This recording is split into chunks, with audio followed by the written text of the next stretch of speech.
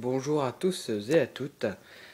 Je suis content de vous revoir. Ça faisait un petit moment que j'avais pas fait de vidéo, donc c'est pour montrer un peu que ma chaîne est toujours active. Donc c'est pour ça que je fais cette vidéo. C'est pour les bases en fait. Encore une fois, donc je dis bien pour les débutants. Puis ça peut toujours intéresser les autres personnes. Donc c'est sur le vocabulaire des outils, on va dire, hein, utilisés en airsoft, des produits. Donc on va commencer par le principal. On a ici une réplique. Une réplique, on ne signifie pas arme. Arme en airsoft n'a aucune signification, à part pas grand chose. Euh, Ensuite, maintenant je fais un peu les détails. Ici, ce n'est pas. Enfin, on n'utilise pas le terme vraiment gâchette, mais plutôt détente en fait. Donc ici, on a le cache détente. Ici, on a. Donc c'est pour ça, ça sert à détacher, si vous voulez, regardez, on voit ici, détacher le chargeur.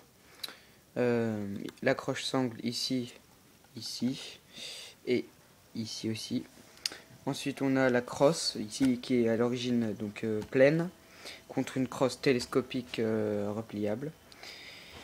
La poignée moteur, sélecteur de tir, donc tir sécurité ou sûreté semi et full. Ensuite on a un rail que j'ai rajouté.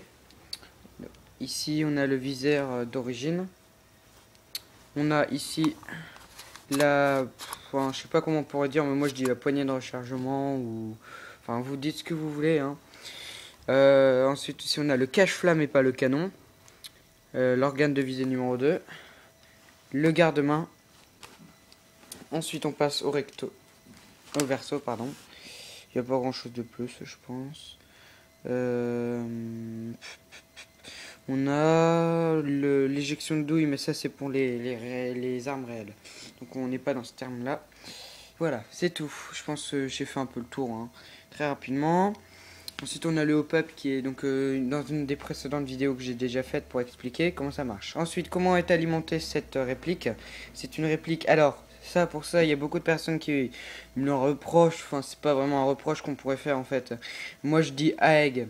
En fait, c'est Auto Electric Gun, mais il y en a qui me disent qu'on dit AEG. Bon, bah vous faites comme vous voulez. Enfin, moi je dis AEG, c'est plus rapide. Puis c'est peut-être ça sonne mieux. Bon, après vous faites ce que vous voulez, hein, mais bon voilà. Après c'est vrai que pour se comprendre entre nous, on comprend pas toujours. Voilà, donc elle est fonctionnement à batterie. Donc en l'occurrence ici on a du 8,4, oui je pense. Golden Eagle. Je pense pas que ça soit d'origine. Donc il se branche à l'arrière. Ici on a un fusible qui permet d'éviter la surchauffe ou des problèmes. Ça c'est tout simplement un BB loader.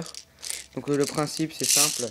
Vous avez une tige à l'intérieur que vous activez qui pousse en fait la bille dans le conduit pour arriver directement dans un chargeur. Donc c'est souvent les low cap puisqu'ils n'ont pas de trappe d'ouverture et d'approvisionnement. Donc on est obligé de... Enfin c'est plus facile de faire ça. Sinon une par une c'est assez compliqué. Donc ici nous sommes en présence d'un low cap de Sima. En métal. Donc low cap c'est petite capacité. Après il y a du high cap. Souvent c'est avec des molettes, vous savez, sous le dessous. Donc ça c'est l'embout de crosse en caoutchouc. Hop. Et alors j'aimerais aussi préciser quelque chose, c'est que sur les billes, on dit souvent ouais tu t'es pris une balle dans la jambe.